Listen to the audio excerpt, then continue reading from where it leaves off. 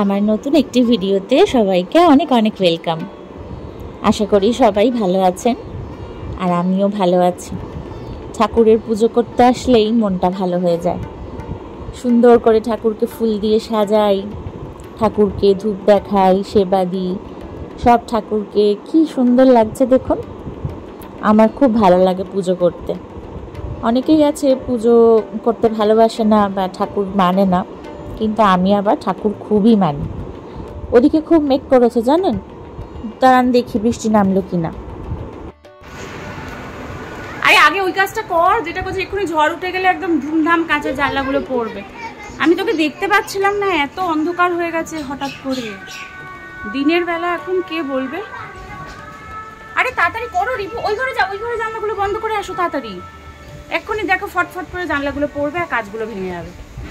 ব্যাস ঝড় উঠে গেল। দেখ দিনের বেলায় কত কাজ আর পুরো ঘর অন্ধকার, কে বলবে যে এখন দিনের বেলা। আমি এখানে বসিয়েছি ব্রেকফাস্ট। বাসি রুটি ছিল, সেই বাসি রুটি দিয়ে ডিম, পেঁয়াজ, কাঁচা লঙ্কা আর একটু বেসন, নুন, একটু হলুদ গুঁড়ো দিয়ে এই যে সুন্দর প্যানকেক তৈরি। আর এখানে ওদের খেতে দিয়েছি, একজনের শেষ হয়ে গেছে আর একজন খাচ্ছে এখনো। ভালো হয়েছে বুবলু? দাঁড়াও তোমায় দিচ্ছি। আর এখানে প্রচন্ড বৃষ্টি হচ্ছে। কি বাবা,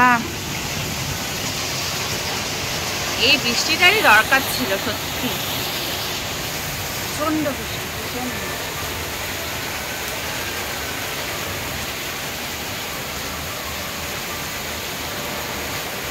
গাছগুলো যেন প্রাণ ফিরে পেল। ওরে বাবা রে,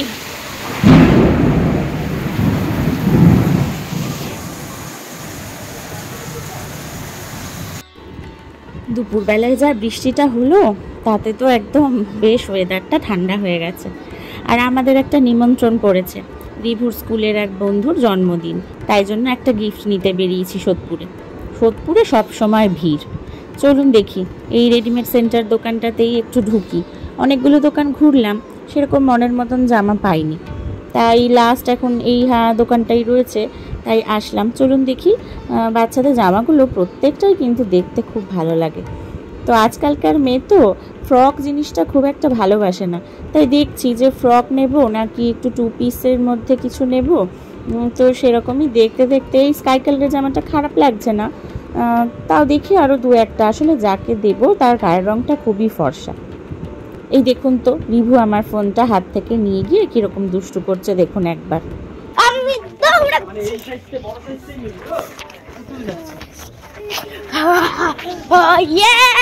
সময় সুযোগ পেলেই হলো, ফোন হাতে পেলেই এই সমস্ত করবে। দেখুন অনেকক্ষণ ধরেই জামা দেখে হঠাৎ মনে পড়লো যে যার জন্য জামা কিনছি সে না লাল রঙটা খুব পছন্দ করে। তো মানে ওর মায়ের সঙ্গে যখন কথা হয়, ওর মা আমার বন্ধু, তো কথা হয় তখন শুনেছি যে ও লাল রঙটা খুব পছন্দ করে। তো আমি একটা লাল রঙেরই জামা খুঁজছিলাম। আসলে বাচ্চা মেয়ে তো, আর ফর্সা, লাল রঙটা ওকে খুব ভালো লাগবে। তো অনেক দেখবার পরে মোটামুটি একটা জামা পছন্দ হয়েছে। দেখুন তো আপনারা জামাটা ভালো লাগছে কিনা। আলাদা, এটাতে একটু ঝালুট ঝালুট আছে।